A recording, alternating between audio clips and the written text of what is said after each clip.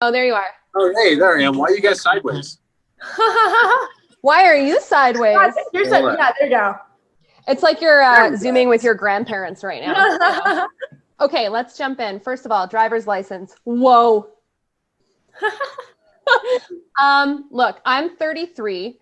I'm happily married to my husband, and I cry and sing this song as loud as I can in my car. You are this young person, and you have created this song that has resonated with people across the age spectrum. What is that like? That's crazy. And that's like the coolest thing to me is like people say that to me all the time. Like my therapist, I was talking to my therapist about the song and she's like, Olivia, I'm 45 and I've been married for 10 years, but like, I love this song and it's so great. And like, so that's really cool. And that's probably one of my favorite things about music is how it can move people regardless of, the situation they're in or what age they're at. Like driver's license is it's a very young song. It's like, I got my driver's license. That's like something you do when you're like 16, 17. So yeah, it's really surreal to have so many people kind of resonating with it the way that they do.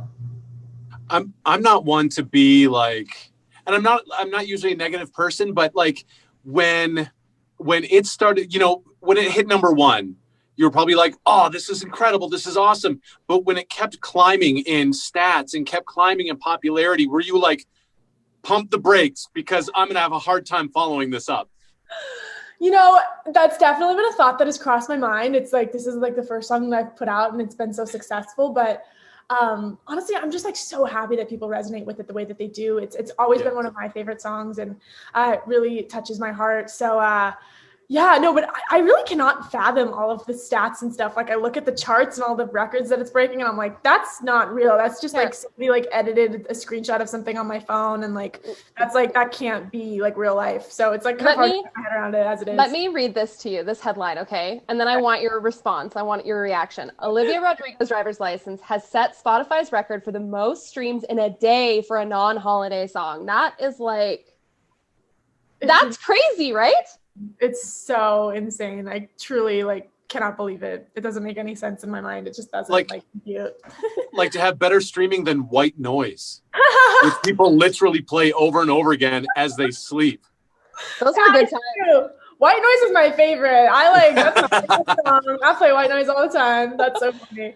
But yeah, that stuff is like crazy. But the real thing that like actually gets to me and like makes me feel like, oh my God, this song is like getting really big is like when people are like out and about or like driving around. Like the other day, my mom was on a walk and she was like walking around and she like got to a stoplight and a car pulled up at the stoplight and was like blasting driver's license with the windows down. And like, that's the real like surreal stuff. It's like actual real people in the world like listening to it. Cause I've been in my house for the past like 3 weeks. Like we're in the middle of a pandemic. So I haven't actually been able to like go out and see the song and how it affects people. But it's like little moments like that like really make me, but in a way, you kind of have, right? Because of TikTok. Like TikTok has taken the song. It's like one of the top trending sounds on TikTok. You're seeing covers, you're seeing the video where people are falling backwards into the bed. And that must be so cool for you because TikTok in this crazy world has become such a push for new music and to make songs popular. And to hear your song all over and see it like at the top of that list, that must just be such a cool feeling for you.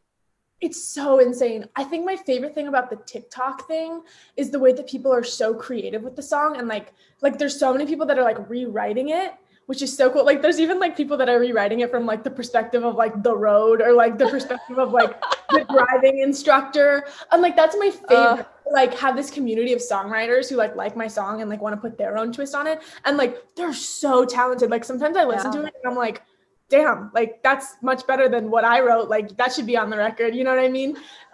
So that's been like my favorite part about the whole like internet thing is just watching people be creative with something that I created. It's just so surreal. Do you feel that when you go out in public now, to the extent that we can, do you still feel somewhat anonymous since there's so many faces that have put themselves to the music as opposed to everyone putting your face to the music? I never thought about that. Yeah, I mean, I truly have like, the song came out 3 weeks ago and I'm in Utah filming my show and I've only been to set and like to drive-thrus to get food. So like, I really haven't been out that much, but I did go to a couple drive-thrus and like the people at the drive-thrus were like, I love your song. So that was cool. But that's the amazing thing is like, when putting out a song, you know, it's kind of like not yours anymore and it's everybody else's and everyone else takes ownership over it. And I feel like that's really happened with Driver's License. And that's like just the dream as a songwriter, is to have other people kind of take your work and make it their own.